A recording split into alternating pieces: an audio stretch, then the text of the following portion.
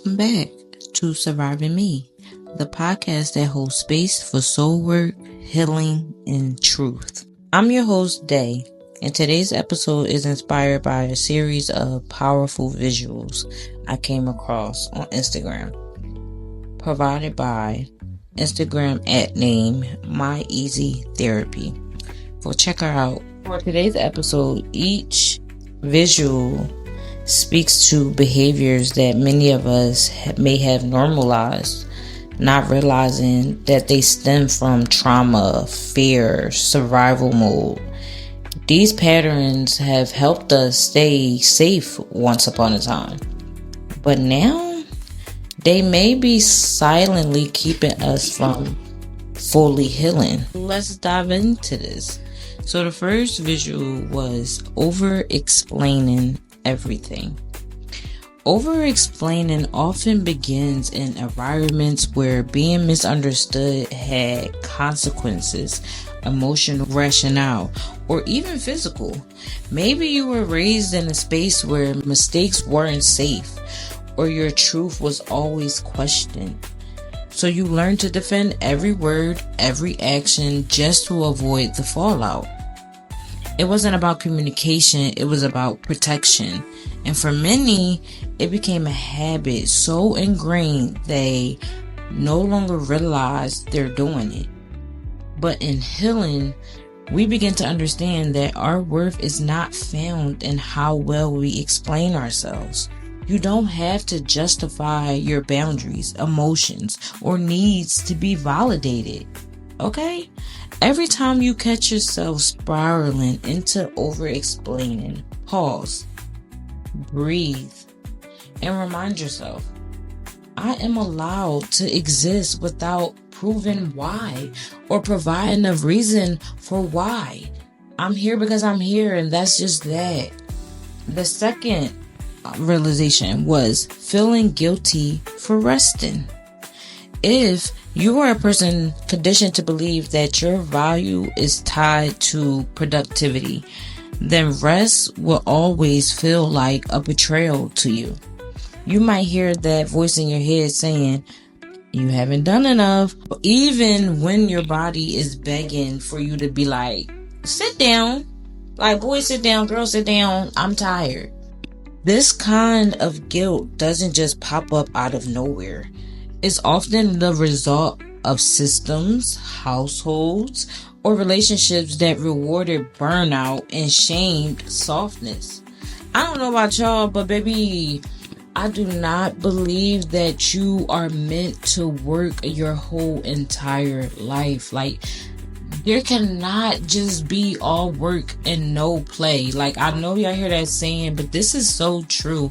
You can't just work like, oh, I'm gonna go. My focus. But when do you ever stop? Take some time for you, or just stop and do nothing. But rest is not a reward. It's a right. Your worth doesn't increase with your output. You're not more lovable because you're tired or more deserving because you're busy.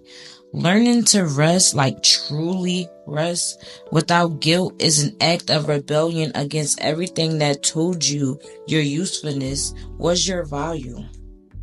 And the more you practice it, the more peace you'll begin to feel in your body. Next one, laughing off pain or changing the subject. Humor can be a shield. If you ever made a joke in a moment when your heart was breaking, you are not alone. Many of us were taught that expressing pain made others uncomfortable, or worse, made us vulnerable to judgment. So we learned to mask it with a smile, deflect with a joke, or laugh when we really needed to cry. That's not immaturity, that's survival. But healing invites us to stop entertaining through our pain. You don't have to shrink your truth just to keep the room light. And I know that was deep, and I know that was like kind of poetic. But basically it means you don't have to stop being you just to make others comfortable.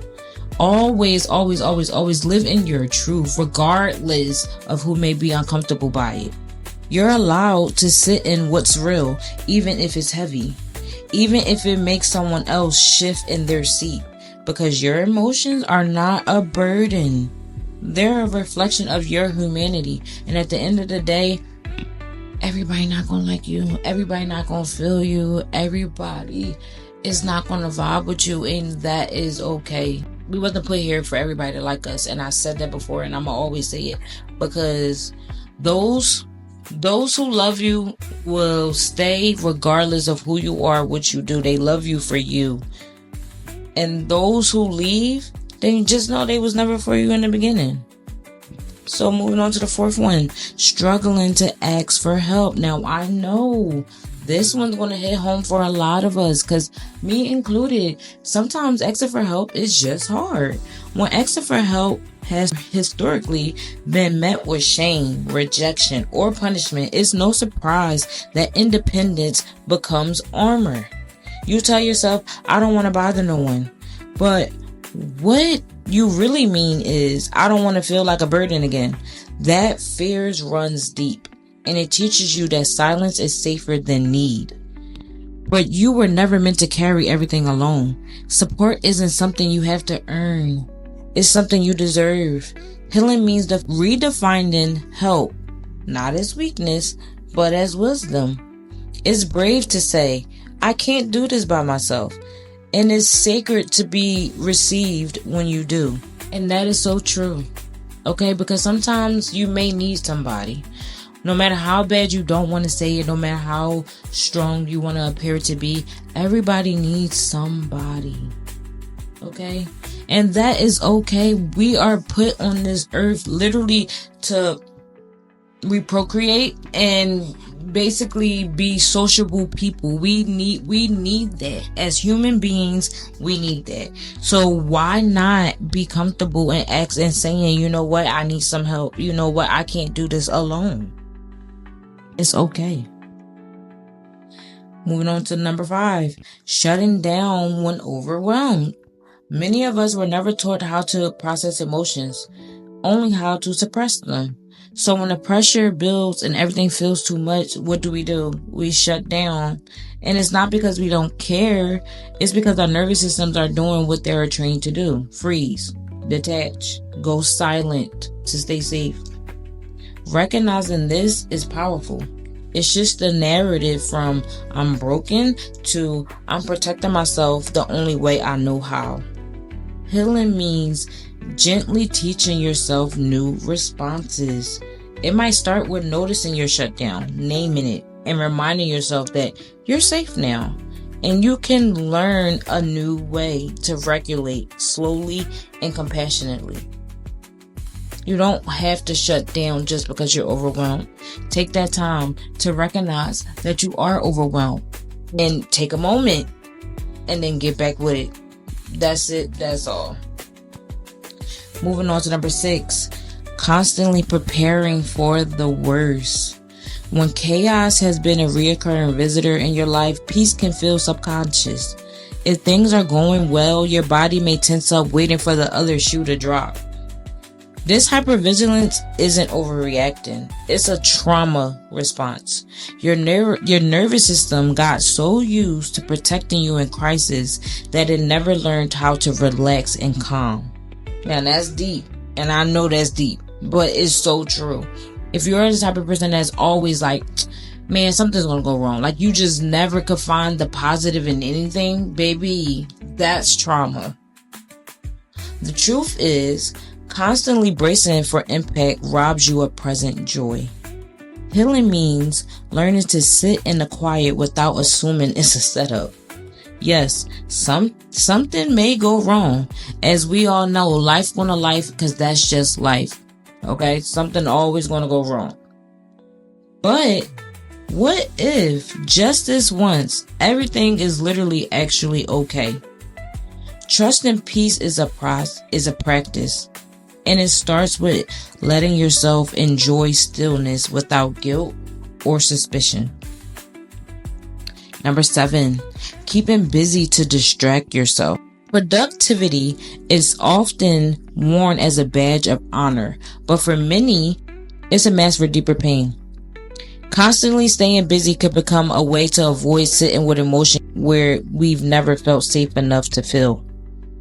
If you're always in motion, there's no space for grief, no room for shame, no time for reflection. And that can feel comforting when reflection feels overwhelming. But healing asks us to slow down, to be still, to listen to what our bodies and hearts have been trying to say. Busyness is not a measure of strength. It's often a sign of avoidance. You deserve a life that isn't just full, but also meaningful, balanced, honest. You deserve a life that you love. You deserve a life that when you wake up in the morning, you are literally happy with the life you are living. Everybody deserves that. We're going to get one life and we're not here that long. So I say, why not enjoy it? Number 8, saying I'm fine when you're not. I'm fine is a go-to phrase for emotional self-abandonment. We say it because it's easier than being asked questions we don't know how to answer, or because we're afraid no one will hold space for the truth. It's the default when real honesty feels unsafe or too vulnerable. But healing begins where honesty begins. Even if your voice shakes, you deserve to say, actually, I'm not okay today. Girl, I'm going through it. Or, mama, I'm sad. Whoever you have to say it to, say it. Real connections only happens when we're real. And every time you tell the truth, you build a deeper relationship with your own voice and your own self-worth. Because why? You're living in your truth, baby. You living in that truth, no matter how messy, how ugly, how up and down, how circus filled it is. You are living in that truth, and I love that for you. Number 9, not knowing how to accept compliments. And this is so weird to me because I'm truly a person that just give compliments. Like, if you looking good, baby, I will tell you. If them shoes are cute, baby, I'm telling you. Female, male, it does not matter. I'm just that type of person. Like, damn, that hairstyle is fire. Or, oh my God, I'm in love with those shoes. That's me. Or, oh my God, you're so pretty. Yes. If no one ever told you that you were enough, you are enough. Gifted, beautiful, worthy. Then praise might feel uncomfortable. You may deflect it, downplay it, or even brush it off, not because you're ungrateful, but because deep down you're still learning how to believe it. Accepting compliments isn't about ego, it's about healing. It's about allowing someone else's light to meet your light without shrinking. Next time someone says something kind, resist the urge to dismiss it. Try saying, thank you. And just let it sit. You don't have to earn kindness. You just have to receive it. So, if any of these patterns sounded like you, let's take a deep breath. You're not alone. And none of these habits make you broken. They just make you human.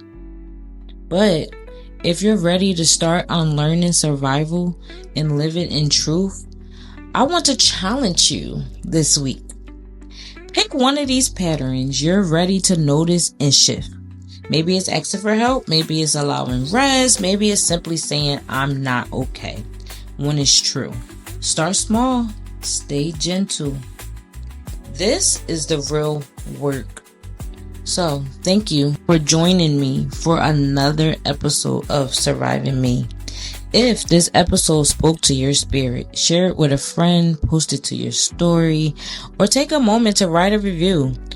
It helps get this healing message into more hearts. Special thanks again to ACT, My Easy Therapy, for the visual inspiration behind this reflection. And if you have a story you'd like to share on the podcast, visit the link in the show notes or head to my link tree that is literally tagged everywhere. It's not hard to find. Until next time, remember, survival kept you alive, but healing is what will set you free. No matter what page of healing you're on, you're not alone and you're not behind. Remember to keep going through it, keep growing through it, and keep glowing through it. and I'll see you next episode. I've battled the silence, I've wrestled the shame, faced all my demons and called them by name.